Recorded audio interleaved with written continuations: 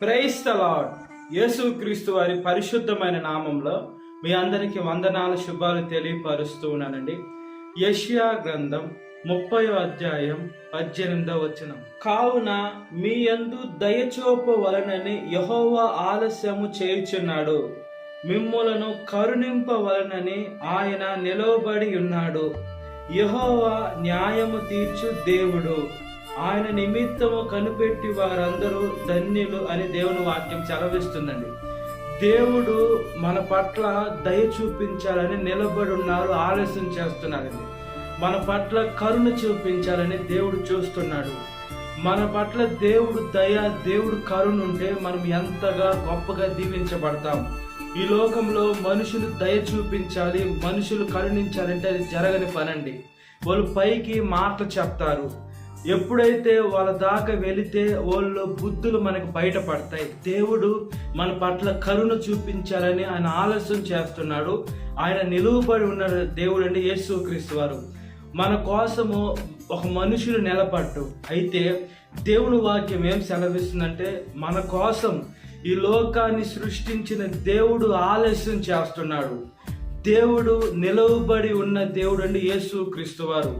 Bible గ్రంథంలో చూసుకున్నప్పుడు, యెహోషువ గారి కాలంలో చూసుకున్నప్పుడు, ఆ యుద్ధము, ఇశ్రాయేలీయుల యుద్ధం జరిగినప్పుడు ఆ సూర్యుని చంద్రుని అలాగే వాటి స్థానంలో ఆపిన దేవుడు అండి.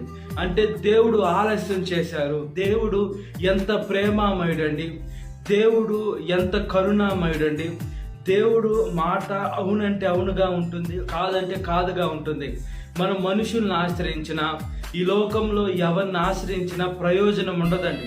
మనం చూసే చూపు, నడిచే నడక, చేసే క్రియ ప్రతి ఒక్కటి ఆశీర్వాదకరంగా, దీవెనకరంగా, మహిమకరంగా మనల్ని మనం మార్చుకునేటువంటి బిడ్డలుగా ఉండాలి.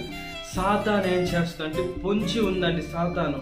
మనల్ని మింగివేయాలి, మనల్ని ఇబ్బంది పెట్టాలి, మన శ్రమల్లోకి లోన్ చేయాలి, మనల్ని అలా చేయాలి, ఇలా చేయాలని సాతాను పొంచి ఉంది. అయితే మన సాతాను పైన జయము పొందుకునే బిడలుగా ఉండాలి. సాతాను పైన మనం విజయం పొందుకునే బిడలుగా ఉండాలి. సాతాన్ని మన పాతాల కింద అనగదొక్కే బిడలుగా ఉండాలి. మన కోసము దేవుడు ఈ లోకానికి వచ్చాడు, మన కోసము తన ప్రాణాన్ని పెట్టాడు, మన కోసం ఆయన రక్తాన్ని చిందించాడు. ఇంత చేసే దేవుడికి మనం ఏం చేస్తున్నాం? మనం ఆరోగ్యంగా ఉన్నామంటే దేవుని కృప. మన కాళ్ళతో మనం నడుస్తున్నామంటే, మన చేతులతో మనం పని చేసుకుంటున్నామంటే, మన నోటితో, మన ముక్కుతో మనం ఆహారం తిని, నోటితో ముక్కుతో ఊపిరి పీల్చుకొని వదులుతున్నామంటే దేవుని యొక్క కృప. అనేక మంది ఐసీయూలో ఉన్నారండి, వాళ్ళకు ఊపిరాడక ఆక్సిజన్ సిలిండర్స్ పెట్టున్నారు. మనకు అలాంటి పరిస్థితి లేదు. అనేక మంది దేవుడు వాళ్ళు ప్రార్థన చేసుకుని వెరలో యాక్సిడెంట్లు అవి ఉన్నాయి, వెన్నుపోసులు వెలిగిపోయి ఉన్నాయి, చేతులకి కాళ్ళకి గాయాలు, నరకం చూస్తున్నారు. మనకు అలాంటిది లేదు. అంటే దేవుడు మన పట్ల ఎంతగా గొప్పగా దీవిస్తున్నాడు. మన కోసం ఎవరు ఆగుతారండి? మనల్ని ప్రేమించేవారు ఆగుతారు. ఇప్పుడు మనం ఒక ప్రదేశానికి వెళ్తున్నాం, అందరు వచ్చి మనము వేరే వ్యక్తి రాకుంటే ఎవరు ఆగుతారంటే, వాళ్ళ తల్లిలో, వాళ్ళ తండ్రో, లేదా వాళ్ళ అన్నో తమ్ముడో, మా అన్న రాలేదే, మా తమ్ముడు రాలేదే, తల్లిదండ్రులు అయితే నా బిడ్డ రాలేదని ఆగుతారు. వాళ్ళు రాకుంటే వెనక్కి వెళ్ళి వాళ్ళు తీసుకొని వస్తారు. అంటే ప్రేమతో ముడిపడి ఉంటుంది. మన దేవుడు ఎందుకు ఆలస్యం చేస్తుంటే, మనము దేవుడి దగ్గరికి రావాలని, దేవుడు వాక్యానుసారంగా జీవించాలని. రెండో రాకడ ఆలస్యం ఎందుకు అవుతుందంటే, ప్రతి ఒక్క నాలుక దేవుని స్తుతించాలి, ప్రతి ఒక్క మోకాలు దేవుడి నామంలో వంగాలి. అనేక మంది చనిపోతున్నారు, అనేక మంది నరకంలోకి వెళ్ళిపోతున్నారు. నేను ఈ లోకానికి వచ్చింది దేవుడు మనుషుల్ని రక్షించుకునేదానికి తప్పితే మనుషుల్ని నరకంలోకి వేసేదానికి రాలేదండి. అయితే మనుషులకి ఎంత చెప్తున్నా అర్థం కాని పరిస్థితుల్లో ఉంది. వాళ్ళకి నిజం తెలుసుకోండి, సత్యం తెలుసుకోండి, మీ ఆత్మనేతలు దేవుడు తెలుస్తాడు, దేవుడి దగ్గరికి రాండి. మీరు ఒక్కసారి రుచి చూస్తే వెళ్ళరని మనం ఎంత చెప్తున్నాం. కొంతమంది విన్నట్టే వింటున్నారు, కానీ సాతానికి లోనైపోయి మళ్ళా వాళ్ళు వెనక్కి వెళ్ళిపోతున్నారండి. దేవుడు ఈ లోకమును సృష్టించిన దేవుడు మన కోసం నిలబడి ఉన్నాడు. దేవుడు మన కోసం ఆలస్యం చేస్తున్నాడు. అనేది మనం చాలా జాగ్రత్తగా మనం చూసుకుంటూ ఉండాలి. మనం ఈ లోకంలో ప్రతి ఒక్కటి జయించాలి. సాతాను మనకి ఎంత వ్యతిరేకంగా మనుషులు తీసుకొని వచ్చినా, సాతాను ఎన్ని సాతానుతో మన మీదకి వచ్చినా, ఎంత పవర్తో వచ్చినా, మన పవర్ కాదు కానీ మన కోసం ఉన్న, మనం ప్రేమించిన మన దేవుడు మన పక్షాన్ని యుద్ధం చేస్తాడండి.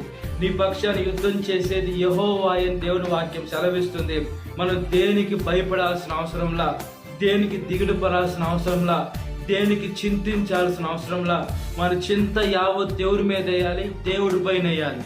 దావీదు గారిని చూసుకున్నప్పుడు చేసిన ఒక తప్పుకి ఆయన జీవితాంతము బాధపడ్డారండి. జీవితాంతం క్షమాపణ కోరారు. తను పురుగులాగా చూసుకున్నారు.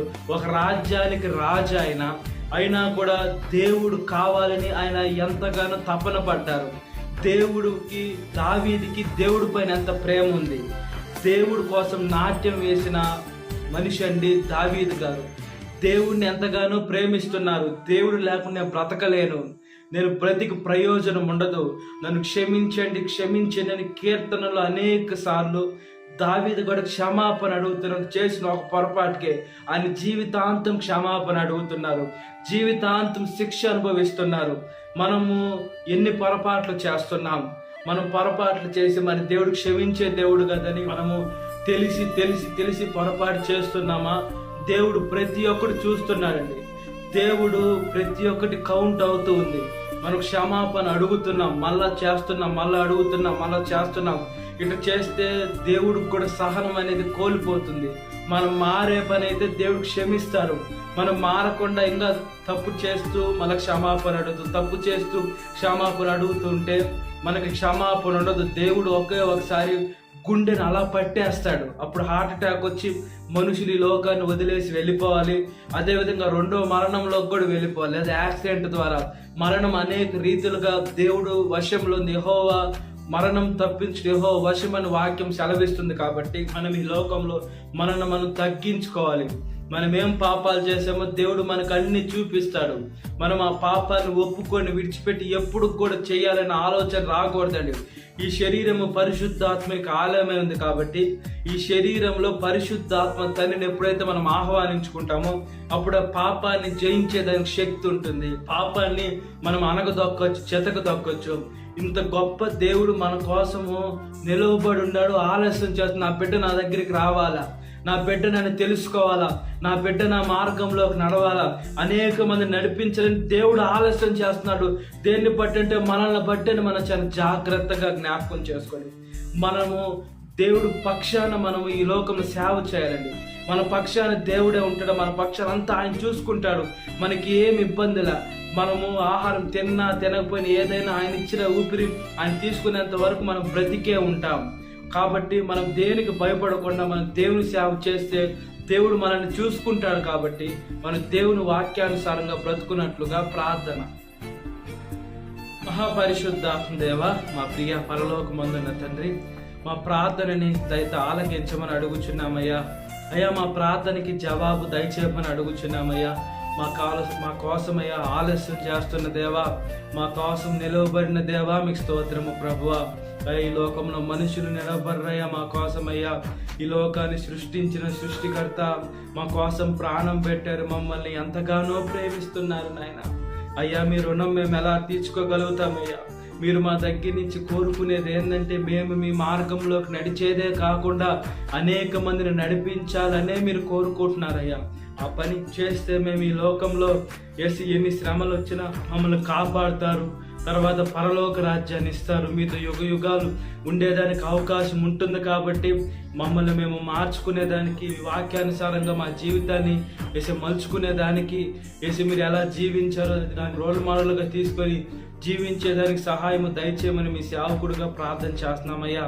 ప్రతి ఒక్క యవనస్తురాన్ని కాపాడండి ప్రభువా. యవన వయసులో కారి మోయట నరునికి మేలయ్యా. అది మోపిన వాడు యెహోవాయే. కాబట్టి మీరు మాకు ఇచ్చిన కాడి బాధ్యత మేము సక్రమంగా మోసేదానికి సహాయము దయచేయమని మీ సేవకుడిగా ప్రార్థన చేస్తున్నానయ్యా. అయ్యా, చనిపోయిన వారి గురించి అయితే కాదు నాయన, వాళ్ళ బంధువర్గ రక్త సంబంధికులు స్నేహితులు కొలిక్సిని కాపాడండి. చనిపోయిన వారు తిరిగి రాని లోకానికి వెళ్ళిపోయారు. వాళ్ళని ఎప్పుడైతే క్రీస్తులో వాళ్ళు లేపబడతారో అప్పుడు రెండోసారి మేము చూసుకునే అవకాశం ఉంటుంది.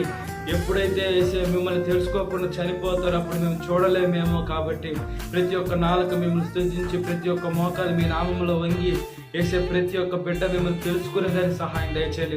గాయం రేపేది మీరే, గాయం కట్టమని అడుగుచున్నామయ్యా. ఈరోజు పెళ్లి రోజు జరుపుకునేటువంటి వారిని కాపాడండి. భర్త భార్యను ప్రేమించాలి, భార్య భర్తకు లోబడి ఉండాలి, ఇద్దరు కలిసి ఉండాలి. వాళ్ళు బిడ్డను ఆస్వాదించండి, బిడ్డలు లేకుంటే బిడ్డలు దయచేయండి. సీఎల నుంచి ఆస్వాదించి మీ బండపైన వాళ్ళ కుటుంబం కట్టుకునేదానికి సహాయం దయచేయండి అయ్యా. ఈరోజు పుట్టినరోజు జరుపుకునేటువంటి వారిని కాపాడండి అయ్యా.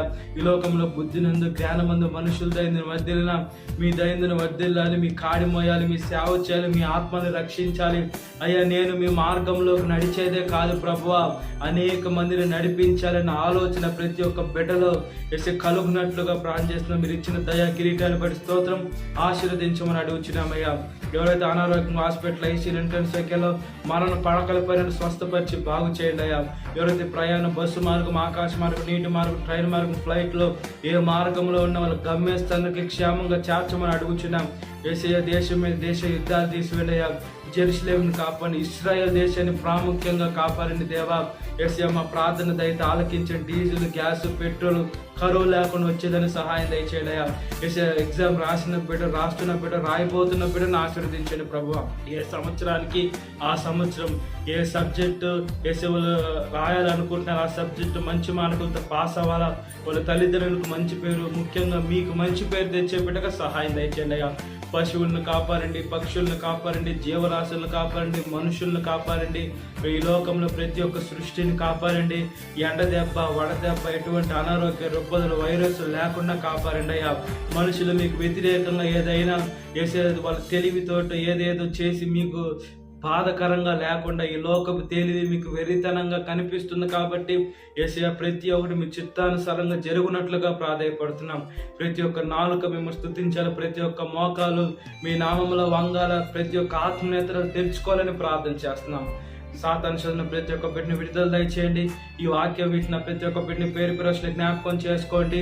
ఈ దినకాలపు దేవుని తినింపమని నజరేయుడైన యేసుక్రీస్తు వారి పరిశుద్ధమైన నామములో మిక్కిలి మనం తరుచున్నాను మా పరలోకమందున్న తండ్రి, ఆమేన్. Praise the Lord. God bless you. Have a great day.